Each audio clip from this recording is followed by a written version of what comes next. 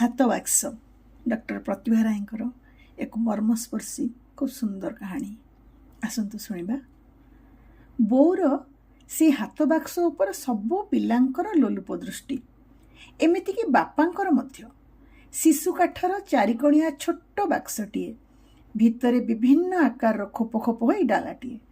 ଡାଲାଟିକୁ ଟେକିଦେଲେ ଭିତରକୁ ଛୋଟିଆ ଗମ୍ଭୀର ଘର ଭଳି ଅନ୍ଧାରିଆ ଜାଗା, ମଜବୁତ ଗଢ଼ଣ। ବନ୍ଦ କରିଦେଲେ ନିଦା ବାକ୍ସ ଭଳି ଦିଶେ। ସାମ୍ନାରେ ସବୁ ରନ୍ଧ୍ର, ଲୁହାର ଚାବି ପାଇଁ। ଦୁଇ କଡ଼ରେ ପିତ୍ତଳର କାରୁକାର୍ଯ୍ୟ ଭରା କଡ଼ା, ବାକ୍ସଟିକୁ ଧରି ଉଠେଇବା ପାଇଁ। ବୋଉର ଚେହେରା ଭଳି ସେକାଳର ତିଆରି ବାକ୍ସଟି ଭାରି ସମ୍ଭ୍ରାନ୍ତ, ଅଭିଜାତ ମନେ ହୁଏ। ବୋଉର ଚୁପଚାପ ସଦାଗମ୍ଭୀର ଶାନ୍ତ ମୁହଁଟିକୁ ଚାହିଁଦେଲେ ଯେମିତି ବୁଝି ହୁଏ ଯେ ଭିତରଟା ଅନେକ ଦାମୀ, ଓଜନିଆ ଆଉ ମହନୀୟ। ସବୁବେଳେ ତାଲାବନ୍ଦ ମୁଗୁରିଆ ହୋଇ ନିଦାପିଟା ବାକ୍ସଟିକୁ ଚାହିଁଦେଲେ ଯେମିତି ମନେ ହୁଏ ଭିତରେ ସାରା ସଂସାରର ଦୁର୍ମୂଲ୍ୟ ପଦାର୍ଥ ଭରି ରହିଛି। ବୋଉକୁ ଚାହିଁଦେଲେ ମନଟା ଯେମିତି ଖୁସି ହେଇଯାଏ। ବାକ୍ସଟାକୁ ଦେଖିଦେଲେ ମନଟା ସେମିତି ଉଲୁସି ଉଠେ। ସେଇଟି ବୋଉର ହାତ ବାକ୍ସ। ଯୌତୁକ ସାଙ୍ଗରେ ସେଇଟି ତା ସାଙ୍ଗରେ ବାପଘରୁ ଆସିଥିଲା। ସବୁ ଝିଅଙ୍କ ସାଙ୍ଗରେ ହାତ ବାକ୍ସ ଯାଏ। ଅନ୍ୟ ସବୁ ଯୌତୁକ ଜିନିଷର ସମସ୍ତଙ୍କର ଦାବୀ। ନଣନ୍ଦ, ଦିଅର, ଶାଶୁ, ଶ୍ୱଶୁର ଯେ କେହି ତାକୁ ବ୍ୟବହାର କରିପାରନ୍ତି। କିନ୍ତୁ ଏଇ ଛୋଟିଆ ହାତ ବାକ୍ସଟି ଝିଅର ଏକାନ୍ତ ବ୍ୟକ୍ତିଗତ ଜିନିଷ। ସେଥିରେ ଝିଅର ହାତ ଖର୍ଚ୍ଚ ପାଟକନାରେ ଗୁଡ଼ା ହେଇଥାଏ। ଶାଶୁ ଘରେ ପହଞ୍ଚୁ ପହଞ୍ଚୁ ଝିଅ ତା ମୁହଁ ଖୋଲି ପଇସାଟିଏ କାହାକୁ ମାଗିବ ନାହିଁ। ବାପଘରୁ ବାରିକ କି ଭରୁଆ ଗଲେ ସେ ତ ନିଜର ମାନ ରଖି ହାତ ଟିକେ ତାକୁ କିଛି ଦେବ। ସେଇଟା ଶାଶୁଘରର ମାନ। ନଣନ୍ଦ, ଦିଅର, ପୁତୁରା, ଝିଅରୀ ଅଳି ଅଝଟ ବେଳେ ସେ ତ ସ୍ନେହରେ ପଇସାଟି ତାଙ୍କ ହାତରେ ଦେବ। ସେଇଟା ବାପାଘରର ବଡ଼ପଣ। ସେତିକି ଛାଡ଼ିଦେଲେ ସେକାଳରେ ବୋହୂମାନଙ୍କର ଆଉ କ'ଣ ବା ଥାଏ ହାତ ଖର୍ଚ୍ଚ। ଶାଶୁଘର ଟାଣ ବାପଘରକୁ, ବାପଘର ଟାଣ ଶାଶୁଘରକୁ, ସେତିକି ପାଇଁ ଯେମିତି ହାତ ବାକ୍ସଟିଏ। ସବୁବେଳେ ନୂଆ ବୋହୂକୁ ସେତି ଯେମିତି ସେ କହୁଥାଏ ଚୁପଚାପ କରି, ସତକୁ ସତ ତାଲାବନ୍ଦ ହାତ ବାକ୍ସ ପରି ବାପଘରର ଦୁଃଖ ଦାରିଦ୍ର୍ୟ, ନପାରିଲାପଣ ଆଉ ଶାଶୁଘରର ଅନିଭୋଗ, ଖୁଣ୍ଟା ଯନ୍ତ୍ରଣା, ଗଞ୍ଜଣା ସବୁ ଚାପିନିଏ ସେ କାଳର ବୋହୂ ନିଜ ଭିତରେ ନିଃଶବ୍ଦରେ। ଦୁହିତା ଦୁଇ କଳକୁ ହିତାର ମଟକୁ ମୁଖସ୍ଥ କରି ଜୀବନ କାଟିଦିଏ ପାଟି ବୁଜି, ଠିକ୍ ତାଙ୍କର ବୋଉ ଭଳି। ହାତ ବାକ୍ସର ଚାବିଟାକୁ ବୋଉ ଜମାରୁ ହାତ ଛଡ଼ା କରେ ନାହିଁ। ଏମିତିକି ମଲା ସେଜରେ ବି ସେ ଛୋଟିଆ ଚିକ୍କଣ ଲମ୍ବାଳିଆ ସାଦା ଘଡ଼ଣର ଚାବିଟି ତା ପଣତରେ ବନ୍ଧା ହେଇଥିଲା। ନୂଆ ଲୁଗା ପାଲଟା ହେବା ପୂର୍ବରୁ ସାହସ କରି ବଡ଼ ବୋଉ ଶବକାନିରୁ ଚାବିଟାକୁ ଖୋଲି ନେଇଥିଲେ। ଶାଶୁ ମରି ଶୋଇଛନ୍ତି ଜାଣିଲେ ମଧ୍ୟ ଛାତି ଦାଉଁ ଦାଉଁ ପଡ଼ୁଥାଏ। ତଣ୍ଟି ଅଠା ଅଠା ହୋଇଯାଉଥାଏ ଭୟରେ। ଲାଗୁଥାଏ ଯେମିତି ଶାଶୁ ତାଙ୍କର ଶୀର୍ଣ୍ଣ ଥଣ୍ଡା ହାତରେ ବୋହୂର ହାତକୁ ମାଡ଼ି ବସିବେ, ଛଡ଼େଇ ନେବେ ତାଙ୍କର ଅତି ପ୍ରିୟ ହାତ ବାକ୍ସର ଚାବିଟିକୁ। ବୋଉର ମଲା ଦେହରୁ ଯେତେବେଳେ ଗୋଟି ଗୋଟି ସବୁ ଗହଣା କାଢ଼ି ଦିଆଗଲା, ସେତେବେଳେ ବଡ଼ ପୁଅଙ୍କ ହୃଦୟ ଫାଟି ଯାଉଥିଲେ ବି ସେ କାଠ ଭଳି ଠିଆ ହୋଇଥିଲେ। ସଂସାରର ନିଷ୍ଠୁର ନିୟମକୁ ମାନି ନେଇଥିଲେ ଅସହାୟ ଭାବରେ। ସୁନା ଗହଣାକୁ ବୋଉ ସଙ୍ଗେ ଚିତାରେ ପୋଡ଼ିଦେଲେ ବୋଉ ଏବେ କୋଉ ଜାଣିବ ଯେ? ଜନ୍ମକାଳରୁ ଦେଖି ଆସିଥିବା ବୋଉ ନାକର ସେଇ ଛୋଟିଆ ସୁନା ମାଛିଟି ସେତେବେଳେ ସାନ ଦାଦା ବହୁ କଷ୍ଟରେ ଖୋଲୁ ଖୋଲୁ ବୋଉର ସେଇ ସୁନ୍ଦର ତିଳଫୁଲ ପରି ନାକର କୋମଳ ଫଳି ଟିକେ ଛିଡ଼ି ଯାଇଥିଲା। ବଡ଼ ପୁଅ ଓଃ ବୋଲି ଅସ୍ପଷ୍ଟ ଚିତ୍କାର କରି ପୁଣି ନିଜକୁ ସମ୍ଭାଳି ନେଇଥିଲେ। ସାନ ପୁଅ ପଦାକୁ ବାହାରି ଯାଇ କୋହ ଚାପି ନେଇ ନିଜ ମନର ଟାଣପଣ ଦେଖାଇଥିଲେ। କିନ୍ତୁ ବଡ଼ ବୋହୂ ଯେତେବେଳେ ଅତି ଖଞ୍ଜରେ ଶାଶୁଙ୍କ ପିନ୍ଧା ଲୁଗା କାନିର ଚାବିଟାକୁ ଖୋଲି ନେଇଥିଲେ, ବଡ଼ ପୁଅ ଝରଝର କାନ୍ଦି ପକାଇ କ୍ଷୀଣ ପ୍ରତିବାଦ କରିଥିଲେ, ଥାଉ ରେଖା, ସେଇଟା ବୋଉର ନୂଆ ଲୁଗା କାନିରେ ବାନ୍ଧିଦିଅ। ବୋଉ ସଙ୍ଗେ ଚିତାରେ ଜଳିଯାଉ ସେଇଟା। ବଞ୍ଚିଥିଲା ବେଳେ ଦିନେ ଚାବିଟାକୁ ଆମକୁ ଧରିବାକୁ ବି ଦେଇନାହିଁ। ରେଖା ସ୍ୱାମୀକୁ ସାନ୍ତ୍ୱନା ଦେବା କଣ୍ଠରେ ଚୁପ୍ ଚୁପ୍ କହିଥିଲେ, ପିଲାଙ୍କ ଭଳି ଅବୁଝା ହେଉଛ। ବୋଉଙ୍କ ଚିତାରେ ଚାବିଟାକୁ ସିନା ପକେଇଦବ, ବାକ୍ସଟା ତ ପକେଇଦବନି। ସେଥିରେ ଯେ କ'ଣ ଅଛି କିଏ ଜାଣେ। ସାରା ଜୀବନର ସଞ୍ଚୟ। ବୋଉ ସତେ କେତେ ହିସାବୀ ମଣିଷ ଥିଲେ। ସକସକ କାନ୍ଦି ପକେଇଲେ ବଡ଼ ବୋହୂ ସୁରେଖା ଶାଶୁଙ୍କର ସବୁ ଗୁଣ ସୁମରି। ମାତୃଶୋକର ସଦ୍ୟ 2 ଦିନ କଟିଯିବା ପରେ ପ୍ରଥମ ଚିନ୍ତା ହେଲା ବାକ୍ସଟାକୁ ଖୋଲିବ କିଏ? କେଜାଣି କିନିଧି ସମ୍ପତ୍ତି ସେଥିରେ ରଖିଥିଲା ବୋଉ। ଶେଷ ଜୀବନରେ ବାପାଙ୍କ ଉଦାସୀନତାର ଅବହେଳା ଭିତରେ ସଢ଼ି ସଢ଼ି ମଲା ପଛକେ ପଇସାଟାଏ କାଢ଼ି ଖର୍ଚ୍ଚ କଲା ନାହିଁ। ମଲା ପୂର୍ବରୁ କହିଗଲା ନାହିଁ କାହା ପାଇଁ କ'ଣ ରଖିଯାଇଛି, କାହାର ଭାଗ କେତେ। ଜୀବନ ଦୀପ ଲିଭିଯିବା ନିଶ୍ଚୟ ସମସ୍ତେ ବାର ବାର ପଚାରିଛନ୍ତି। ବୋଉ କିଛି କହିବୁ? କିଛି କହିଯିବାକୁ ଅଛି? କିଛି ଇଚ୍ଛା, କିଛି ନିର୍ଦ୍ଦେଶ, କିଛି ଆଦେଶ? ନା। ହାତ ବକ୍ସ ଭଳି ଚିରାଚରିତ ରୀତିରେ ବୋଉ ଚୁପ୍। କିଛି ହେଲେ କହିଗଲା ନାହିଁ। ମଲା ପୂର୍ବରୁ ଅସ୍ପଷ୍ଟ ଖନ ଖନ ସ୍ୱରରେ ବଡ଼ ପୁଅକୁ ହାତ ଧରି ପଦିଏ କହିଥିଲି, ମୋ ହାତ ବାକ୍ସ। ବାସ୍, ଆଉ କିଛି ବୁଝିହେଲା ନାହିଁ।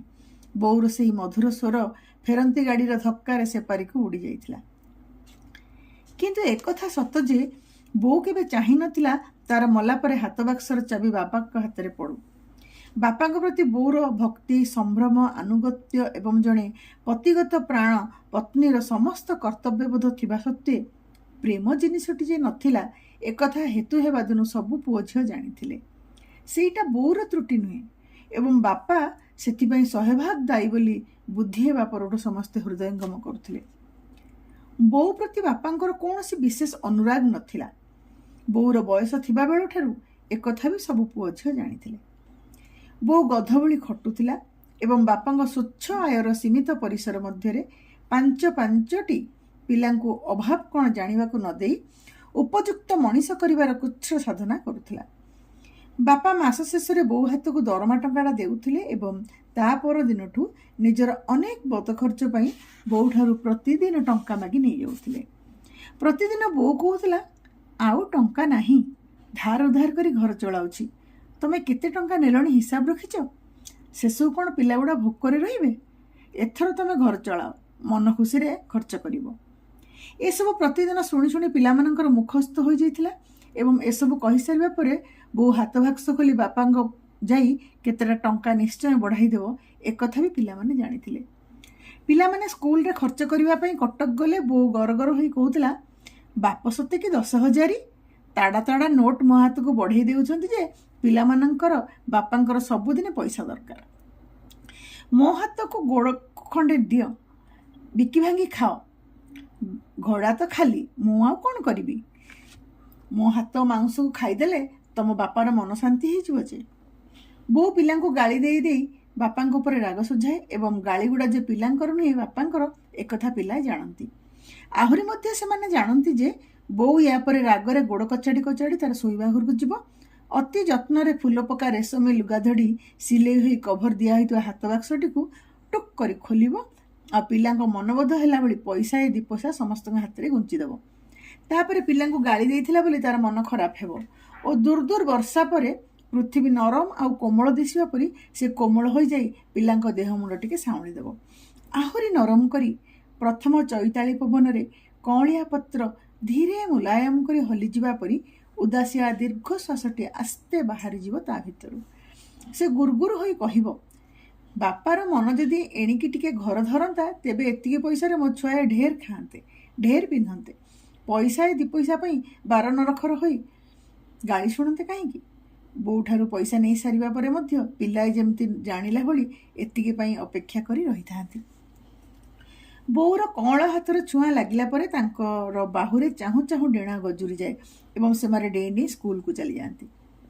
ସେତେବେଳେ ପିଲାଙ୍କର ମନେ ହୁଏ ବୋଉର ସେ ହାତ ବାକ୍ସ ଯେମିତି ଅସରନ୍ତି କୁହୁକପେଡ଼ି, ଯେତେ ଖର୍ଚ୍ଚ କଲେ ବି ପଇସା ସରେ ନାହିଁ। ବୋଉ କଣରେ ହେଲେ ଲାଖି ରହିଯାଇଥାଏ। ବୋଉର ଲକ୍ଷ୍ମୀ ହାତ ବାଜିଲେ ଗୋଟିଏ ପଇସା ବଢ଼ି ବଢ଼ି ବାକ୍ସ ଭର୍ତ୍ତି ହେଇଯାଏ। ସେଥିରେ ଘର ଖର୍ଚ୍ଚ, ପଢ଼ା ଖର୍ଚ୍ଚ, ବାପାଙ୍କ ନବାବି ଖର୍ଚ୍ଚ, ପିଲାଙ୍କ ଖୁସି ଖର୍ଚ୍ଚ, ବନ୍ଧୁ ବ୍ୟବହାର, ଓଷା ପର୍ବ, ରୋଗ ବୈରାଗ ଖର୍ଚ୍ଚ ସରି ଭରି ହୋଇଯାଏ। ବର୍ଷେ 2 ବର୍ଷରେ ଥରେ ବୋଉ ହାତ ବକ୍ସ ସଜାଡ଼ି ବସେ ଅତି ଯତ୍ନରେ। ସେ ଦିନଟା ପିଲାମାନଙ୍କର ସବୁଠୁ ଆନନ୍ଦର ଦିନ। ସେ ଆନନ୍ଦ ଏଇ ପରିଣତ ବୟସରେ ବି ଭୁଲି ହୋଇନି। ବୋଉ ଆଉ ହାତ ବାକ୍ସକୁ ଘେରି ବସନ୍ତି 5ଟି ଯାକ ଗୁଡୁରୁ ଗୁଡୁରୁ ପିଲା। ସମସ୍ତଙ୍କ ଆଖିରେ ଆନନ୍ଦର ଚକମକ କୌତୂହଳ। ବୋଉ ହାତ ବାକ୍ସ ଭିତରେ ଯେମିତି ସାରା ସଂସାରର ଅମୂଲ୍ୟ ଦରବ ରହିଛି। ଛୋଟ ଛୋଟ କରାଟରେ ସୁନାର ନାକଫୁଲ, କାନଫୁଲ, ଛୋଟ ଡବାରେ ସୁନାର କଣ୍ଠି, ହାର, ମୁଣ୍ଡଫୁଲ, କଙ୍କଣ, ବଟଫଳ ଆହୁରି କେତେ ଛୋଟ ବଡ଼ ଗହଣା ସେଇ ଦିନମାନଙ୍କରେ ଭରି ରହିଥିଲା ହାତ ବାକ୍ସରେ। ନିଜ ବାପଘରୁ ଆଣିଥିବା ଗହଣାତକ ଅତି ଯତ୍ନରେ ମାଜିମୁଜି ସାଇତି ରଖିଥିଲା ବୋଉ। କେତେ ଖଣ୍ଡ ନିହାତି ପିନ୍ଧିବା ଗହଣା ସେ ମାତ୍ର ପିନ୍ଧୁଥିଲା। ସେ ଜାଣିଥିଲା ବାପାଙ୍କ ଆୟବ୍ୟୟର ଗଣ୍ଡି ଭିତରେ ସେ ଆଉ ନିଜ ପାଇଁ ସଉକିରେ ଗହଣା ଖଣ୍ଡେ କରିବା ତ ସ୍ୱପ୍ନ। ଝିଅ 3ଟାଙ୍କ ବାହାଘର ପାଇଁ ବି ଖଣ୍ଡେ ଗହଣା କରିହେବନି। ବୋହୂମାନଙ୍କ ମୁହଁ ଦେଖା ପାଇଁ ମଧ୍ୟ ହାରଟିଏ କି ମୁଦିଟାଏ ଗଢ଼ି ରଖି ହେବନି। ହାତ ବାକ୍ସରେ କେତୋଟି ବଡ଼ ଲଫାଫା, ଜମିବାଡ଼ି ସଂକ୍ରାନ୍ତୀୟ ପଟ୍ଟା ପାଉତି ଓ ଅନ୍ୟାନ୍ୟ ଦରକାରୀ କାଗଜପତ୍ର। ପଟ୍ଟା ରୁମାଲରେ ଗୁଡ଼ିଆ ହୋଇ ତା ବାପାଙ୍କର ହାତ ଲେଖା ଚିଠି କେତେ ଖଣ୍ଡ। ବୋଉର ସ୍ୱର୍ଗତ ବାପାଙ୍କର ଅମୂଲ୍ୟ ସ୍ମୃତିର ସନ୍ତକ ସେତିକି। ହାତ ବାକ୍ସର ସବୁ ମୂଲ୍ୟବାନ ଜିନିଷ ଭିତରେ ସେତକ ବୋଉ ପାଖରେ ସବୁଠୁ ମୂଲ୍ୟବାନ। ସବୁ ଥରକ ବାକ୍ସ ସଜାଡ଼ିବା ବେଳେ ବୋଉ ଚିଠିତକ ଖୋଲେ। ତା ବାପାଙ୍କ ଅକ୍ଷରକୁ ଦେଖି ଦେଖି ମନେ ପକାଏ। ଲୁହ ଗଡ଼ାଇ ଗୁଣୁଗୁଣୁ ହୋଇ କହେ, ମଣିଷ ମରି ସେପୁରରେ ରହିଲେଣି, କାଗଜ ଖଣ୍ଡେ ସେମିତି ଅଛି, ଅକ୍ଷର ସେମିତି ଅଛି, କାଲି ଲେଖିବା ପରି। ମଣିଷ ଜୀବନ କାଗଜ ଖଣ୍ଡିକ ଠଉଁ ବି ହୀନ। ସେଥିରେ କ'ଣ ୟାଙ୍କର ବୋପା ଗୁଣମଣି ବୁଝୁଛନ୍ତି? ପାନ ସିଗାରେଟ୍ ଭାଙ୍ଗ ନିଶା ଖାଇ ନିଜ ଜୀବନକୁ କ୍ଷୀଣ କରୁଛନ୍ତି। ମୋ କଥାର କି ମୂଲ୍ୟ? ମୁଁ କ'ଣ ଏ ଘରର ମଣିଷ? ମୁଁ ତ ଗଧ କି ଘୁଷୁରୀ, ନହେଲେ ପୋଇଲି। ଖଟିବି, ଗାଳିମାଡ଼ ଖାଇବି, ଶେଷରେ ଅଛଟରେ ଗଡ଼ି ମରିବି। କିଏ ପଚାରିବ? କିଏ ସେବା କରିବ? ଏଇ ମଣିଷଟାକୁ ଭରସା କରିବି? ଭଲ ପାଇବାର ବୟସ ପରା ଭଲ କଥା ବୋଧେ କହିନାହାନ୍ତି। ରୋଗିଣୀ ହେଲେ ବୁଢ଼ୀ ହେଲେ ଇଏ ମୁହଁକୁ ଚାହିଁବେ? ଦୋ, ମୋ ବାପା କ'ଣ ଭିତର ଦେଖିଥିଲେ? ବାହାରକୁ ଯାହା ସୁନ୍ଦର ସବୁ ତ ଦେଖି ଦେଇଥିଲେ। ତାଙ୍କ ଦୋଷ କାହିଁକି ଦେବି? ସବୁ ଭାଗ୍ୟ। ପିଲାଏ ବୋଉ କଥା ଶୁଣୁ ଶୁଣୁ ଗେଲେଇ ହୋଇ କହନ୍ତି, ବୋଉଲ, ଆମେ ପରା ତତେ ପଚାରିବୁ, ତୋର ସେବା କରିବୁ, ବାପା ନ ପଚାରନ୍ତୁ। ବୋଉର ବିଷର୍ଣ୍ଣ ମୂର୍ତ୍ତିଟା କ୍ଷୀଣକରେ କରୁଣାରେ ଉଦ୍ଭାସିତ ହୋଇ ଉଠେ। ପିଲାଙ୍କ ଉପରେ ଛେପ ଟିକେ ପକେଇ ଦେଇ କୋଳେଇ ନେଉ ନେଉ ସେ କହେ, ଦେ ଉଠ, ତମେ ଗୋଟାଏ ମଣିଷରେ ଗଣା ହେବ, ଯୁଗରାଇଜ କରିବ, ସେ କଥା ଏକା ସେଇ ଜାଣେ। ତାରି ପାଖରେ ତମକୁ ସମର୍ପି ଦେଇଛି। ମୋର କ'ଣ ଅଛି? ମୁଁ କାହିଁକି ତୁମକୁ ଆଶ୍ରା କରିବି ରେ? ତମେ ଭଲରେ ରହି ଭଲ ମଣିଷ ହୁଅ, 5 ଜଣରେ ଜଣେ ହୁଅ, ତମ ବାପା ଭଳି ଅମଣିଷ ନ ହୁଅ। ସେତିକି ହେଲେ ମୁଁ ସବୁ ପାଇଲି। ତେଣିକି ମୋତେ ପଚାର କି ନ ପଚାର। ବୋଉର ସବୁ କଥା ସେମିତି ବାପାଙ୍କୁ ଲକ୍ଷ୍ୟ କରି ଯୋଉଠୁ କଥା ଆରମ୍ଭ କଲେ ବି ବୁଲି ବୁଲି ଆସି ବାପାଙ୍କ ପାଖରେ ଛିଡ଼େ। ବଡ଼ ହେଇଯିବା ପରେ ପିଲାମାନେ ବେଶ୍ ବୁଝିଥିଲେ ଯେ ସଦା ନିଷ୍ଠୁର ନିର୍ଦ୍ଦୟ ସ୍ୱାମୀଙ୍କ ସାମ୍ନାରେ କେବେ ହେଲେ ଭରସି କରି ଠିକ୍ କଥାଟାରେ ବି ମୁହଁ ଖୋଲିପାରେ ନାହିଁ ବୋଲି ତାର ମନର ସବୁ ରାଗ, ସବୁ ଅସନ୍ତୋଷ, ସବୁ ଅଭିମାନ ବାପାଙ୍କ ପଛଆଡ଼େ କଥା କଥାକେ ପ୍ରକାଶ କରିଦେଇ କିଞ୍ଚିତ୍ ଶାନ୍ତି ପାଏ। ତା ନହେଲେ ବଞ୍ଚିବା ଯେ କଷ୍ଟକର ହୋଇପଡ଼ନ୍ତା। ବାପାଙ୍କ ଅବସର ଗ୍ରହଣ ବେଳକୁ ବୋଉର ଜୀବନ ବ୍ୟାପୀ ଉତ୍ସର୍ଗୀକୃତ ସାଧନା ବଳରେ ପୁଅମାନେ ମଣିଷ ଭଳି ମଣିଷ ହୋଇସାରିଥିଲେ ଓ ଝିଅ 3 ଜଣ ଉପଯୁକ୍ତ ଶିକ୍ଷା ସମାପ୍ତ ପରେ ସତ୍ପାତ୍ରରେ ପରଘରି ହୋଇସାରିଥିଲେ। ବୋଉର ସେହି ଅସରନ୍ତି ହାତ ବାକ୍ସର କରାମତି ବଳରେ ପୁଅମାନଙ୍କର ଉଚ୍ଚଶିକ୍ଷା ଓ ଝିଅମାନଙ୍କର ବିବାହର ଖର୍ଚ୍ଚ ଉଠିଥିଲା। ବାପାଙ୍କ ଅବସର ଗ୍ରହଣ ପରେ ବୋଉ ଜୀବନର ପ୍ରକୃତ ଦୁର୍ଯୋଗ ଆରମ୍ଭ ହୋଇଗଲା। ପୂର୍ବ ଭଳି ବାପା ପ୍ରତିଦିନ ବୋଉକୁ ପଇସା ମାଗିଲେ ଓ ପୂର୍ବ ଭଳି ବୋଉ ଆଉ ପ୍ରତିଦିନ ପଇସା ଦେଇପାରିଲା ନାହିଁ। ସେ ବୟସରେ ବି ବାପା ବୋଉକୁ ବେଳେବେଳେ ହାତ ଉଠେଇ ଦେଉଥିଲେ ବୋଲି ପୁଅ ଝିଅଙ୍କ କାନରେ ପହଞ୍ଚୁଥିଲା। ପିଲାମାନଙ୍କ ଉପରେ ବାପାଙ୍କର ବି ଧାରଣା ହୋଇଥିଲା ବୋଉର ସେଇଟା ଅସରନ୍ତି ବାକ୍ସ।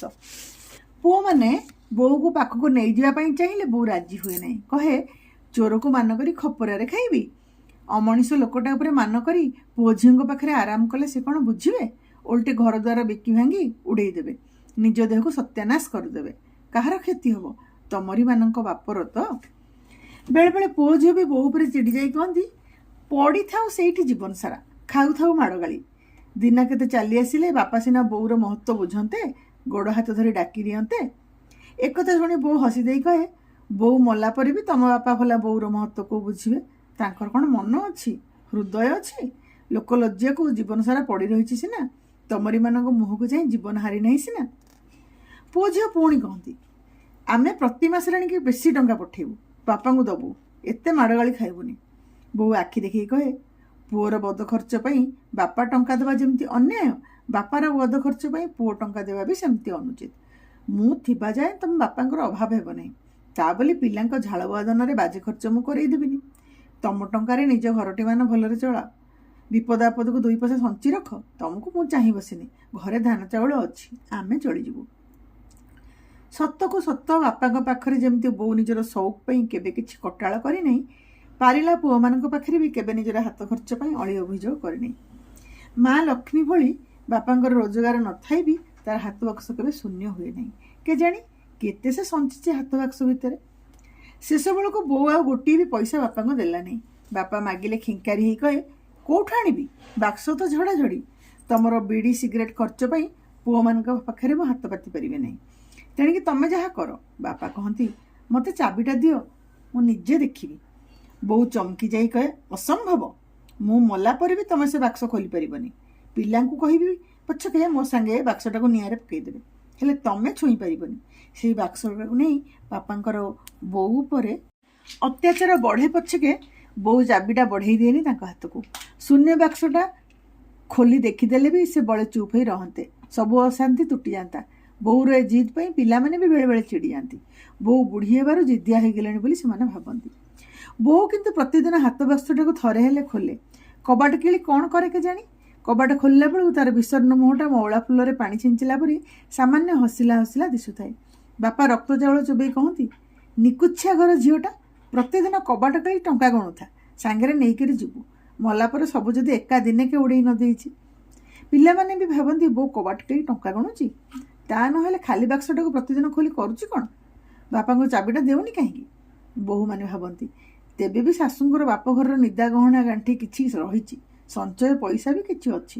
ଗଣନ୍ତୁ ବିଚାରୀ, ଜୀବନ ସାରା ନିଜ ପାଇଁ ତ କିଛି ଖର୍ଚ୍ଚ କରିନାହାନ୍ତି।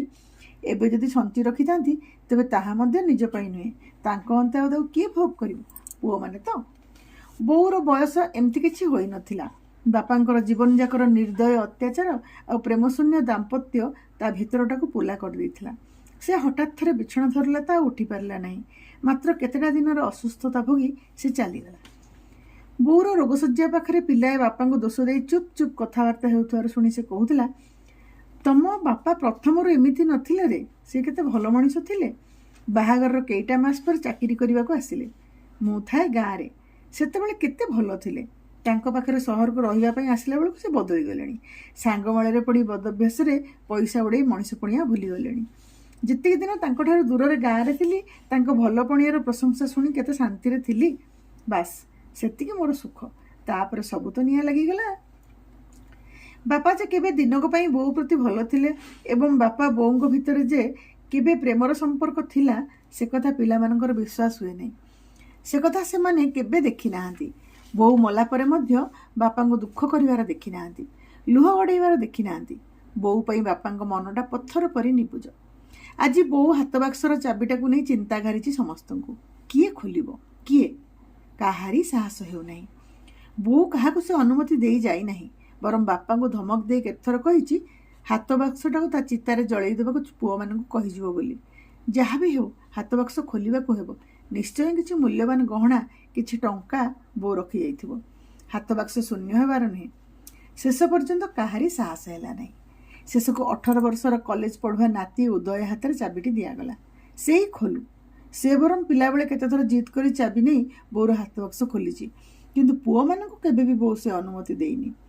ନାତି ଉଦୟ ବାକ୍ସ ଖୋଲିଲା। ବାକ୍ସରେ ଅନେକ ଡବା, ଅନେକ କରାଟ। ପୁଅ ବୋଉ ସମସ୍ତେ ଝୁଙ୍କି ପଡ଼ି ଚାହିଁଛନ୍ତି। ହାତ ବାକ୍ସ ଭିତରୁ ହାତ ବାସ୍ନା ମିଶା ସେ ପୁରୁଣା ଉଷୁମୁଳିଆ ମିଠାଳିଆ ବାସ୍ନା ଆସୁଛି। ପେଟ ପୁରି ଯାଉଛି, ମନ ଭରି ଯାଉଛି। ତେବେ ବି କ'ଣ ଅନେକ ଗହଣା ରଖିଯାଇଛି ବୋଉ? କିନ୍ତୁ ସବୁଗୁଡ଼ିକ ଡବା ଶୂନ୍ୟ, ଗୋଟିଏ ହେଲେ ନାକ ଫୁଲ ବି ନାହିଁ। ସବା ତଳ ଥାକରେ ହାତ ବୁଲେଇ ଆଣିଲା ଉଦୟ। କିଛି ପଇସା ପତ୍ର ବି ନାହିଁ। ତେବେ କ'ଣ କରୁଥିଲା ବୋଉ ପ୍ରତିଦିନ କବାଟ କିଳି? କାହିଁକି ବାପାଙ୍କ ହାତକୁ ଚାବିଟା ଦେଉନଥିଲା?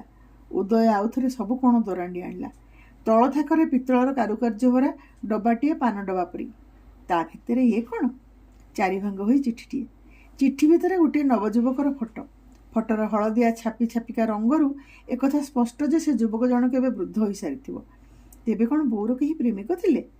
ହେ ଭଗବାନ! ପୁଅ ବୋଉ ଲଜ୍ଜାରେ ଚିଠି ଆଉ ଫଟୋ ଉପରୁ ଆଖି ଫେରେଇ ନେଲେ। ପୁଅମାନେ ଭାବୁଥିଲେ ବୋଉର ସମସ୍ତ ସୁଗୁଣ ସତ୍ତ୍ୱେ ଏଇ ଗୋଟିଏ ମାତ୍ର ଦୁର୍ବଳତାର ଟେର ପାଇ ବାପା କ'ଣ ବୋଉକୁ ଜୀବନ ସାରା ଏପରି ଦୁର୍ବ୍ୟବହାର କରୁଥିଲେ? ସେଥିପାଇଁ କ'ଣ ଆଉ ବୋଉ ଚାବିଟାକୁ କାହା ହାତକୁ ଦେଉନଥିଲା? ଗୋଟିଏ ଲଭ୍ ଲେଟର କହି ଉଦୟ ଉଲ୍ଲାସରେ ଗୁଣୁଗୁଣୁ ହୋଇ ଚିଠି ପଢ଼ୁଥିଲା। ହୃଦୟର ଆରାଧ୍ୟ ଦେବୀ ମୋର ପ୍ରିୟତମା ତିଳୋତ୍ତମା, ତୁମ ବିନା ସବୁକିଛି ବିଷମୟ ଲାଗୁଛି ଏଠି। ବଡ଼ପୁଅ ଉଦୟ ହାତରୁ ଝାମ୍ପି ଆଣିଲେ ଚିଠିଟା। ନିଷ୍ଫଳ ଆକ୍ରୋଶରେ ଗୁମୁରି ଉଠି ପୁଅକୁ ଧମକ ଦେଲେ, ଯା ବାହାର। ପାଠ ପଢ଼ୁଛି କଲେଜରେ, ତତେ କିଏ କହିଲା ମାର ବାକ୍ସ ଖୋଲିବାକୁ? ଦରକାରୀ କାଗଜପତ୍ର ଅଛି, ହଜିଗଲେ ମୁସ୍କିଲ। ଉଦୟ ବାପାଙ୍କ ଅସହାୟତା ବୁଝିପାରି ଚୋରପଟିଆ ହୋଇ ପଳେଇଗଲା। ତା ମୁହଁରେ ମୃଦୁ ହସ। ବାଃ, ସବୁବେଳେ ନୀତି ଶିକ୍ଷା ଦେଉଥିବା ଏଡ଼େ ବେରସିକିଆ ବୁଢ଼ୀ ମାଟା ପୁଣି କେବେ କାହାର ପ୍ରିୟତମା ଥିଲା? କାହାକୁ ପ୍ରେମ କରୁଥିଲା? ଏମିତି ପ୍ରେମ କରୁଥିଲା ଯେ ଆଜି ଯାଇ ଚିଠିଟି ସାଇତି ରଖିଛି ଏତେ ଯତ୍ନରେ। ବଡ଼ ବୋଉର କୌତୂହଳ ଭରା ଦୃଷ୍ଟି ସାମ୍ନାରେ ଅସହାୟ ଭାବରେ ଚିଠିଟାକୁ ଗୋଟେଇ ଆଣି ତରବର ହୋଇ ଲଫାପାରେ ଭରି ଦେଉ ଦେଉ ବଡ଼ ପୁଅର ଅବଲୋକର ଆଖି ଦୁଇଟି ପଢ଼ି ପକେଇଲା ଶେଷକ ଏଇଠି ଧାଡ଼ି। ବୋଉର ପ୍ରେମିକ କିଏ ଜାଣିବାର ଅଦମ୍ୟ କୌତୂହଳ ବଶତଃ ନାଁଟା ପଢ଼ି ପକାଇ କାଠ ହୋଇଗଲେ ବଡ଼ ପୁଅ। ଲେଖା ଥିଲା, ଫଟୋ ଖଣ୍ଡେ ପଠେଇଲି, ଖାସ୍ ତମରି ପାଇଁ ଉଠେଇଥିଲି, ତାରି ଭିତରେ ଯେତେ ରାଗ ସୁଝେଇବ। ଇତି ତୁମର ଅଯୋଗ୍ୟ ସ୍ୱାମୀ ନିରଞ୍ଜନ। ବାପାଙ୍କର ଟୋକା ବେଳର ଫଟୋଟି ହଠାତ୍ ଚିହ୍ନି ହେଉନାହିଁ। ବୋଉର ସେଇ ପ୍ରେମିକ ଯାହାଙ୍କର ଖଣ୍ଡିଏ ପ୍ରେମପତ୍ରକୁ ସାରା ଜୀବନ ଅମୂଲ୍ୟ ଦ୍ରବ୍ୟ ଭଳି ସାଇତି ରଖି ସେଇ ସମ୍ପତ୍ତିର ଦମ୍ଭରେ ବୋଉ ଜୀବନ କାଟି ଦେଇଛି ଯେ ସେ ନିଜର ବାପା ନିରଞ୍ଜନଙ୍କ ବ୍ୟତୀତ ଆଉ କେହି ନୁହନ୍ତି। ବାପାଙ୍କ ଫଟୋ ପାଖରେ ହିଁ ବୋଉ ସାରା ଜୀବନ ଭଗରା ଅଭିମାନ କରିଛି। ବୋଉ ଗାଁରେ ଥିବାବେଳେ ବାପାଙ୍କର ସେଇ ଖଣ୍ଡିଏ ପ୍ରେମପତ୍ର ମଳୟର ଛୁଆଁ ଭଳି ଦିନ କେଇଟାରେ ସେଇ ମଧୁର ପତ୍ନୀ ପ୍ରେମ ବୋଉର ସାରା ଜୀବନର ସଞ୍ଚୟ। ବୋଉ ହାତକୁ କେତେ ଗଭୀର ଭାବରେ ପ୍ରେମ କରୁଥିଲା ବାପାଙ୍କୁ। ନିଜର ବୋଉ ଭଳି ବୋଉର ପ୍ରେମ ବି ଏ ପୃଥିବୀରେ ଆଜି ଏଡ଼େ ଦୁର୍ଲଭ। ସେ ପ୍ରେମ ସେମାନଙ୍କ ଦାମ୍ପତ୍ୟ ଜୀବନରେ ବି କାହିଁ? ମୂଲ୍ୟବାନ କିଛି ଜିନିଷ ଶାଶୁଙ୍କର ଶେଷ ଉପହାର ସ୍ୱରୂପ ପାଇବାକୁ ଆଶା କରି ବସିଥିବା ବଡ଼ ବୋଉ ଛଳ ଛଳ ନେତ୍ରରେ ସ୍ୱାମୀଙ୍କୁ ଚାହିଁ ସ୍ୱଗତୋକ୍ତି କରୁଥିଲେ, ୟାଠାରୁ ବେଶୀ ମୂଲ୍ୟବାନ ଉପହାର ଆଉ କ'ଣ ହେଇପାରେ? ସ୍ୱାମୀଠାରୁ କିଛି ନ ପାଇ ସର୍ବସ୍ୱ ଉଜାଡ଼ି ଶେଷ ନିଶ୍ୱାସ ଛାଡ଼ିବା ପର୍ଯ୍ୟନ୍ତ ତାଙ୍କୁ ଏମିତି ଭଲ ପାଇବାର ମହାନ ଶିକ୍ଷା ଆମକୁ ଆଉ କିଏ ଦିଅନ୍ତା ଶାଶୁଙ୍କ ବ୍ୟତୀତ? ଆଜିର ବସ୍ତୁବାଦୀ ପୃଥିବୀରେ ତାଙ୍କ ସ୍ୱାମୀଙ୍କୁ ସେ ଭଲା କେମିତି ଏତେ ଭଲ ପାଇଛନ୍ତି ଏତେ ବର୍ଷର ସୁଖମୟ ଦାମ୍ପତ୍ୟ ଜୀବନ ଭିତରେ? ସୁଖ ସୁଖ ହୋଇ ସୁଲେଖା କାନ୍ଦୁଥିଲେ ଶାଶୁଙ୍କ ନିର୍ମଳ ପତି ପ୍ରେମକୁ ସଙ୍ଗୋପନରେ ଈର୍ଷା କରି। ତା ପରଦିନ କିଛି ନ ଜାଣିଲା ପରି ବାପାଙ୍କ ହାତକୁ ଚାବିଟା ବଢ଼େଇ ଦେଇଲା ବଡ଼ ପୁଅ। ବାପା ଯେମିତି ସେତିକି ପାଇଁ ଅପେକ୍ଷା କରିଥିଲେ। ବୋଉର ଶୋଇବା ଘରେ ପଶି କବାଟ କିଳିଲେ ବାପା। ଫୁଟ ଫୁଟ ହୋଇ କହୁଥିଲେ, ଛୋଟଲୋକ ଝିଅ, ଜୀବନଟା ସାରା କୁର୍ମ ଭଳି ସଞ୍ଚି ସଞ୍ଚି କ'ଣ ନେଇଗଲା ସାଙ୍ଗରେ? ଏବେ ସବୁ ତ ମୋର ଗୋଟିଏ ଦିନର ଖର୍ଚ୍ଚ। ବାକ୍ସ ଖୋଲିବାର ଶବ୍ଦ ହେଲା। ତାପରେ କିଛି ସମୟ ସବୁ ନୀରବ। ହଠାତ୍ ବାପାଙ୍କର ଅସମ୍ଭାଳ କୋହଚ୍ଛ୍ୱାସ। ବାପା ପିଲାଙ୍କ ଭଳି କାନ୍ଦି କାନ୍ଦି କହୁଥିଲେ, ତିଳତମା, ମୁଁ ଗୋଟିଏ ପାଷାଣ୍ଡ ବର୍ବର। ଦିନେ ତମକୁ ଚିହ୍ନି ପାରିଲି ନାହିଁ। ସବୁ ସୁଖ ତମଠାରୁ ଜୋର କରି ଲୁଟି ନେଇଛି। ଦିନେ ତମକୁ କିଛି ଦେଇନାହିଁ। ତମ ବିନା ମୁଁ ଆଉ ବଞ୍ଚିବି ନାହିଁ। କେମିତି ବଞ୍ଚିବି? ତିଳ ତିଳ। ନିବୁଜ ଘର ଭିତରେ ବୋଉର ଖୋଲା ହାତ ବାକ୍ସ ପାଖରେ ବାପା ଭାଙ୍ଗି ରୁଜି ଅଜାଡ଼ି ହୋଇ ପଡ଼ୁଥିଲେ। ଦୁଇ ପୁଅ ବନ୍ଦ ଦ୍ୱାରରେ ଅଶ୍ରୁସଜଳ ନେତ୍ରରେ ଠିଆ ହୋଇ ବାପାଙ୍କର ଖୋଲା ହୃଦୟର ଭାଷା ଶୁଣୁଥିଲେ। ଏତେ ଦିନ ଚିର ଦୁଃଖିନୀ ବୋଉର ମୃତ୍ୟୁ ପରେ ହାତ ବାକ୍ସ ଖୋଲିଯିବା ସଙ୍ଗେ ସଙ୍ଗେ ବାପାଙ୍କ ହୃଦୟ ବି ମୁକୁଳା ହୋଇଯାଇଛି। ହେଲେ ସେତିକି ଦେଖିବା ପାଇଁ ବୋଉ ଆଉ ନାହିଁ। ସେ ଛାଡ଼ି ଯାଇଛି ତାର ପ୍ରିୟ ହାତଗଢ଼ା ପ୍ରିୟ ସଂସାରକୁ, ତାର ଅତି ପ୍ରିୟ ହାତ ବାକ୍ସକୁ। ସବୁ ଆଶା ପ୍ରତ୍ୟାଶାର ବହୁ ଊର୍ଦ୍ଧ୍ୱକୁ ସେ ଚାଲି ଯାଇଛି। ଧନ୍ୟବାଦ।